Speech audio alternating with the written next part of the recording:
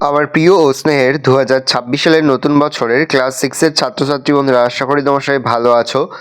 আজ আমরা যে বিষয়টি নিয়ে আলোচনা করব, ক্লাস 6-এর সেকেন্ড ইউনিট টেস্ট অর্থাৎ দ্বিতীয় পর্যায়ক্রমিক মূল্যায়নের ষষ্ঠ শ্রেণীর বাংলার কোশ্চেন পেপার নিয়ে। দেখো, সরাসরি স্ক্রিনে ক্লাস 6-এর বাংলার কোশ্চেনটা দেখতে পাচ্ছ। ফুল মার্কস তোমাদের রয়েছে 50, সময় তোমাদের রয়েছে 1 ঘন্টা 45 মিনিট।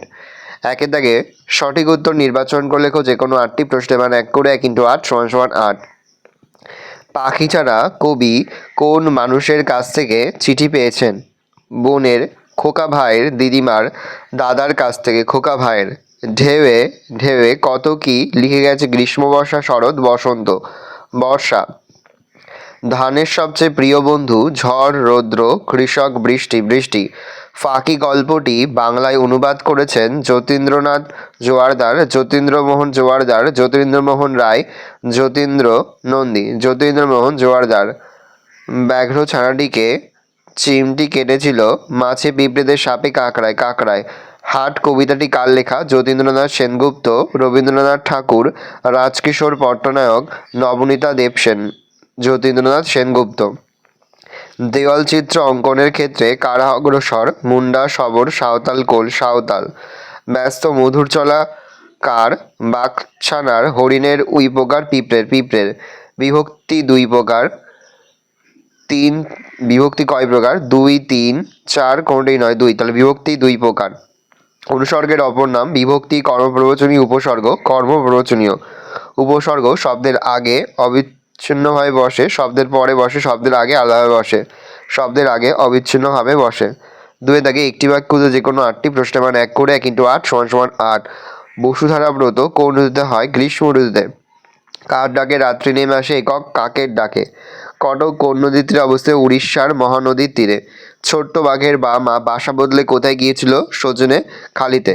শরতের আশীর্বাদ তোমাদের ওপরে ঝরুক, কে এমনটি কামনা করেছিল? সূর্য।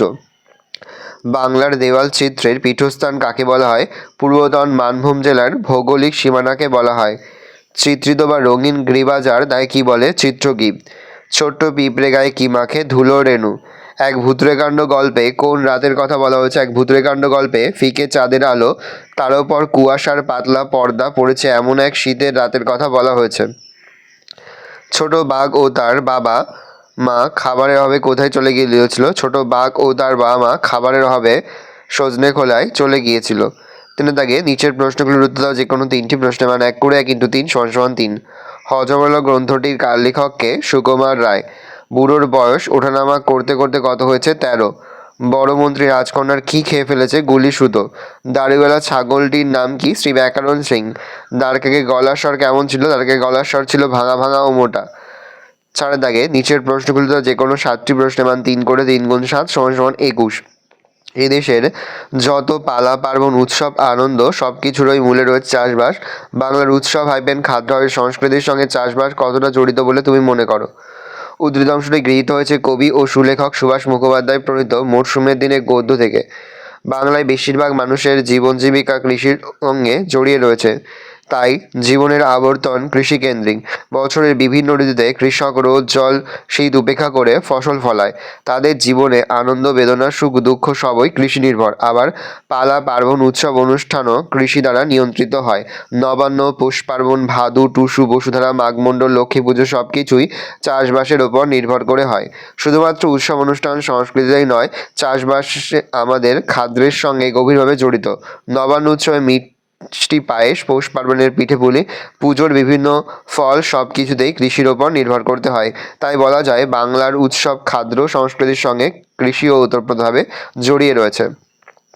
হাটের স্থান ছড়িয়ে দূরের গ্রামের ছবি কবিতায় কীভাবে ফুটে উঠেছে? যতীন্দ্রনাথ সেনগুপ্ত তার হাট কবিতায় হাটের স্থান ছড়িয়ে দূরের গ্রামে একটি সুন্দর ছবি এঁকেছেন।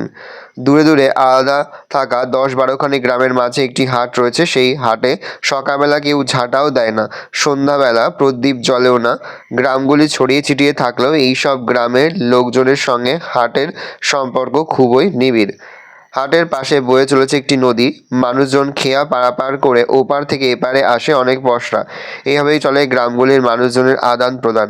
হাট এই গ্রামগুলির একমাত্র প্রাণকেন্দ্র। প্রতি হাটবার সকাল থেকেই হাট বসে, তাই এইসব গ্রাম থেকে বহু ক্রেতা বিক্রেতা এখানে আসে। সারাদিন বেচা কেনা শেষে সন্ধ্যাবেলা যে যার বাড়ি ফিরে যায়। পূবের মাঠ থেকে সব আলো বকের পাখায় ভর করে লুকিয়ে পড়ে, আর অন্য দিক থেকে সাথীয়ারা ক্লান্ত কাকের পাখায় ভর দিয়ে সন্ধ্যা নামে। সন্ধ্যাবেলা সেই গ্রামগুলিতে সন্ধ্যা প্রদীপের আলো জ্বলে ওঠে। নেক্সট, কোন তিথিতে কৃষিজীবী বা কীভাবে তাদের গৃহসজ্জা করে লেখো। কালী পূজা বা কার্তিক মাসের অমাবস্যা তিথিতে সাঁওতাল, ভূমিজ, খেয়ারি, হো, শবর, ওরাও, মুন্ডা প্রভৃতি সম্প্রদায়ের মানুষ তাদের ঘর সুন্দরভাবে সাজিয়ে তোলে। প্রথমে পুরো বাড়ি মেরামতি ও লেপোমোছা করে পরিষ্কার করে তোলে। তারপর ঘরের উঠোন, গোয়াল, ধানের গোলা, মূল দরজা প্রভৃতি জায়গায় আলপনা দিয়ে সাজানো হয়। পিঁপড়ের ভাষাহীন চলার মধ্যে বিনিময়ের ভঙ্গিটি কেমন। রবীন্দ্র স্নেহধন্য কবি অমিয় চক্রবর্তী তার পিঁপড়ে কবিতায় ক্ষুদ্র পিঁপড়েদের জীবনযাত্রাকে দেখেছেন অত্যন্ত কাছ থেকে। এই পিঁপড়েরা সুশৃঙ্খল দলবদ্ধভাবে সারি বেঁধে চলে। এদের চলাচলের মধ্যে কবি দেখেছে অদ্ভুত এক ছন্দময় প্রকাশ। এরা নিঃশব্দে সুরের অদ্ভুত এক ইঙ্গিতে পরস্পর পথ চলা সম্পর্কে বলাবলি করে, তাই কবির চোখে এদের আসা যাওয়া হয়ে উঠেছে ব্যস্ত মধুর চলা। নেক্সট, খুবই গুরুত্বপূর্ণ, আম গাছটি কীভাবে গোপালবাবুর নিশানা হয়েছিল। শুকনো মরুভূমির মতো মাটিতে গোপালের বাবা আম গাছ লাগিয়েছিলেন। রাজকিশোর পট্টনায়কের ফাঁকি গল্পে পড়ে মনে হয় সেই এলাকায় আম গাছ খুব একটা বেশি ছিল না বললেই চলে। স্বাভাবিকভাবেই এই আম গাছটা সকলের আকর্ষণের কেন্দ্রে চলে এসেছিল। এই বাড়িটিকে দিয়েছিল এক অন্য মাত্রা। তাই কেউ বাড়ি কোথায় জিজ্ঞাসা করলে গোপালের বাবা বলতেন কার্জনী নদীর ধার বরাবর পুরীঘাট পুলিশ ফাঁড়ির পশ্চিম দিকে যেখানে পাঁচিলের গায়ে একখানা আমগাছওয়ালা বাড়ি আছে সেটাই তার বাড়ি। এছাড়া পুজো বা কোনো অনুষ্ঠান উপলক্ষে প্রায় সকলেই তাদের আম গাছে শরণাপন্ন হতো। ফলত সকলের মধ্যে একথা প্রচার হয়ে গিয়েছিল গোপালদের বাড়িতে আম গাছ আছে। এভাবে আম গাছদের বাড়ির নিশানা হয়ে উঠেছিল।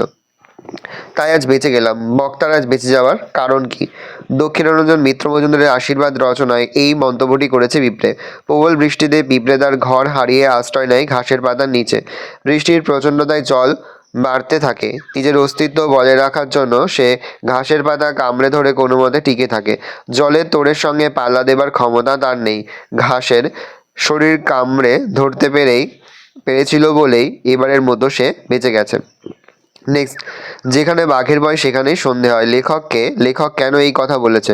আলোচ্য উদ্ধৃতির লেখক শিবরাম চক্রবর্তী। এই কথা বলার কারণ, হাস্যরস সৃষ্টির উদ্দেশ্যে এক ভুতুড়ে কাণ্ড গল্পে সাহিত্যিক শিবরাম চক্রবর্তী আলোচ্য উক্তিটি করেছে। লেখক একটা ধার করা সাইকেল করে হন্ডু জলপ্রপাতের দিকে যাচ্ছিলেন। মাইল সাতেক যাওয়ার পর তার সাইকেলের টায়ার ফেঁসে যায়। তখন জনহীন পথে সবেমাত্র সন্ধ্যা নেমেছে। সাইকেল ঘাড়ে করে ফিরতে হবে কিনা যখন ভাবছেন, তখন ওই লেখকের মনে পড়ে এই জঙ্গলি পথে বাঘের উপদ্রব রয়েছে। নিজের সেই অসহায় অবস্থা প্রকাশ করতেই লেখক বহু প্রচলিত এই প্রবাদটি ব্যবহার করেছেন। বাঘের ছানা জানতো না তো মোটেই। কোন কবির কোন কবিতার অংশ বাঘের ছানা কি জানতো না। প্রশ্নিত অংশটির কবি নবনীতা দেবসেনের বাঘ কবিতা থেকে নেওয়া হয়েছে। বাঘ ছানা যা জানতো না। খিদে মেটাতে বাঘের ছানা নদী পাড়ে গিয়েছিল লাল ঠেঙো কাঁকড়া খুঁজতে, কিন্তু তার এই কথা জানা ছিল না যে কাঁকড়া কেমন করে তার দাঁড় দিয়ে আক্রমণকারীদের দেহ চিমটে ধরে। সেই কারণে সে কাঁকড়া ধরতে গিয়ে বিপদে পড়েছিল। 5 দাগে নিচে যে কোনো দুটি প্রশ্ন দেওয়া প্রশ্নের মান 1 করে 1 × 2 = 2। সমুচ্চারিত শব্দগুলোর অর্থ লেখো এবং সার্থক বাক্য রচনা করো। দয়দীর্ঘী প্রদীপ আর দয়বদ্বীপ প্রদীপ। দয়বদ্বীপ মানে জল বৃষ্টি ভূখণ্ড। দ্বীপে পৌঁছে অনেক নতুন বাড়ি দেখতে পেলাম। দয়দ্বীপ দ্বীপ মানে বাতি, দ্বীপ জ্বালিয়ে ঘর আলো করো। সমালোচিত শব্দগুলোর অর্থ লেখো, সার্থক বাক্য রচনা করো।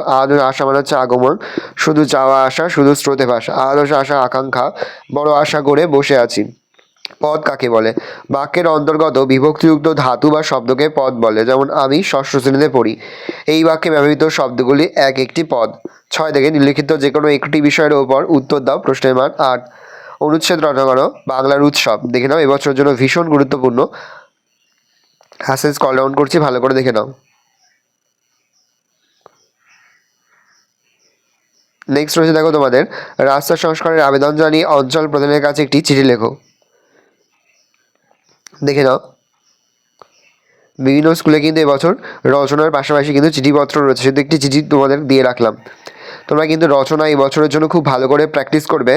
বাংলার উৎসব আর বঙ্গে বর্ষা ভালো করে দেখে নাও। এই রোজ টোটাল তোমাদের সেকেন্ড ইউনিট টেস্ট অর্থাৎ দ্বিতীয় পর্যায়ক্রমিক মূল্যায়নের ক্লাস 6-এর বাংলার প্রশ্নপত্র। ভালো করে প্রশ্নপত্রটা দেখে নাও। আশা করি ভিডিওটা ভালো লেগেছে। ভিডিওটা ভালো লাগলে ভিডিওকে লাইক করে দেবেন। আমার নতুন হওয়া তাহলে সাবস্ক্রাইব প্রেস করে পাশে বেল আইকন প্রেস করে নতুন কোনো ভিডিও আপলোড করি সবার ফার্স্ট নোটিফিকেশন তোমরা পেয়ে যাও। আর এই ভিডিওটি তোমার বন্ধু বান্ধবী আত্মীয় স্বজন সবার মধ্যে কিন্তু অনেক অনেক শেয়ার করে দিলে। বছর ক্লাস